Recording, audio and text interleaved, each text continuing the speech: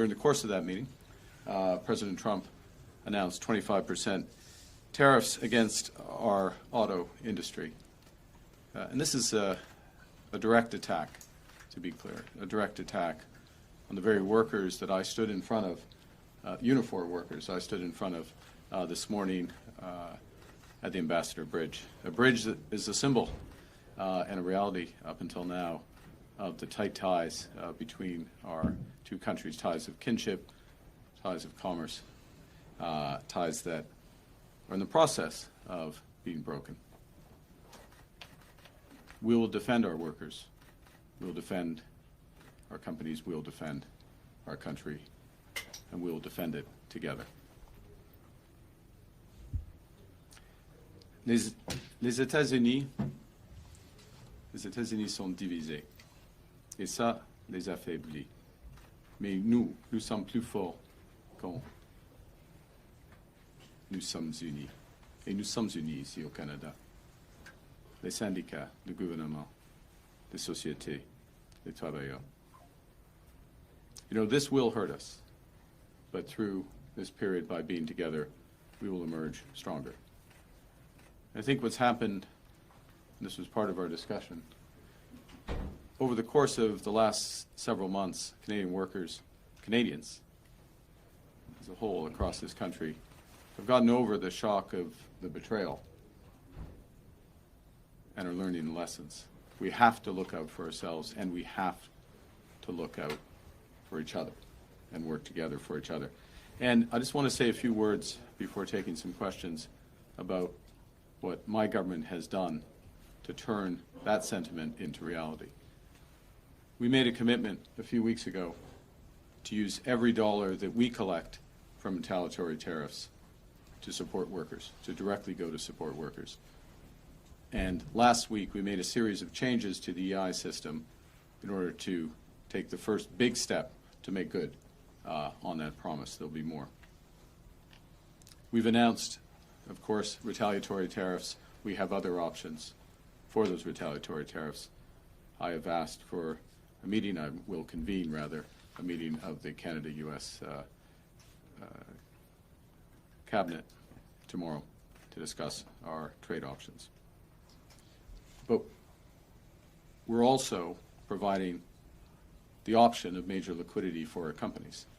We put in place an ability for companies to delay tax payments. We've put in place a large facility for our largest companies, some of them which may be affected by this, would be affected by this, to draw on liquidity in various forms so that they can take longer-term decisions without undue pressure from short-term unjustified actions. It's also why we focused, in part in anticipation of what might happen, on today's announcement that I made in front of that Ambassador Bridge for the $2 billion Strategic Response Fund. And the point of that fund, the point of government procurement, the point of linking up through supply chains, the point of working with labor, led by Unifor, is to build a made-in-Canada supply chain, a made-in-Canada option, so that we are less affected by these. Now, that will take time, but we are already putting in place the building blocks for that. To be clear, we are standing together, standing for Canadian workers across levels of government, and I would add that Premier Ford and I have discussed this already at length, and we will have more discussions in terms of our overall approach. But together, we are stronger.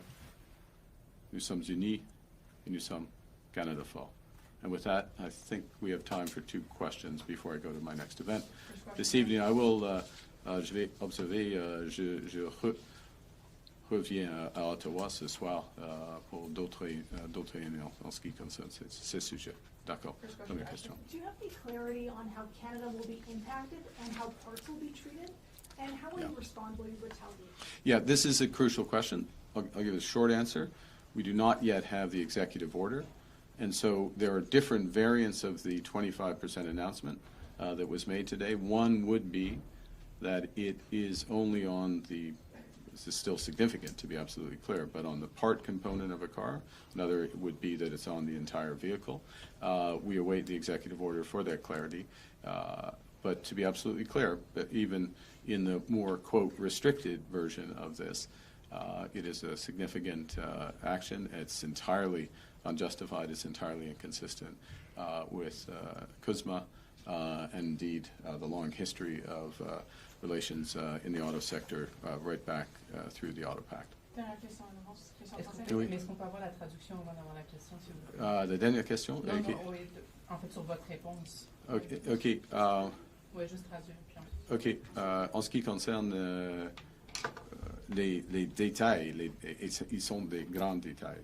C'est de grandes questions. C'est le tarif, le nouveau tarif américain, c'est 25% sur l'automobile en total ou les pièces, les components. Même dans la situation, même dans la deuxième situation, c'est sérieux pour notre industrie. Et on verra, on attend l'ordre exécutif du président. Mais n'importe quel choix, c'est une violation. Il a trahi notre code commercial. Okay. C'est le président. Ma question, c'est est-ce que vous allez avoir une réponse immédiate? Quelle sera-t-elle? Okay. Et est-ce qu'il est temps de parler à M. Trump? Oui. Pour la deuxième partie, oui. Vous allez l'appeler? Oui. On verra. Tôt. Demain? OK, tôt. Ça suffit. Hein. Mais en ce qui concerne les options, nous avons des options, même pendant une période électorale. Nous avons des options d'avoir des repprises tarifaires. Alors, on va prendre des décisions après avoir la réunion du cabinet canado-américain.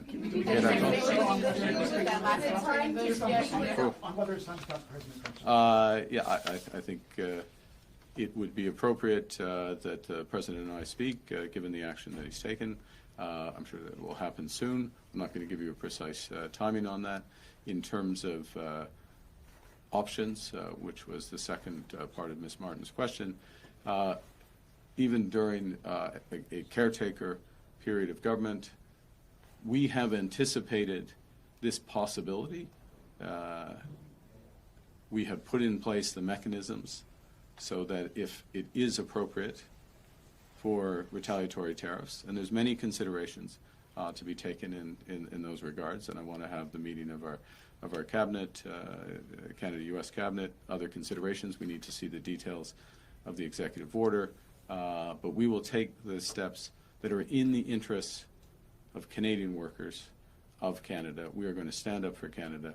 We're going to be united, and we will fight in a unified way. And I would say, if I may, and I will, Lana and Ms. Payne can speak for herself, obviously, the discussions that we've had, the discussions I've had with Premier Ford, we're entirely aligned in terms of the seriousness with which we're taking this and the seriousness of our response. Thank you very much.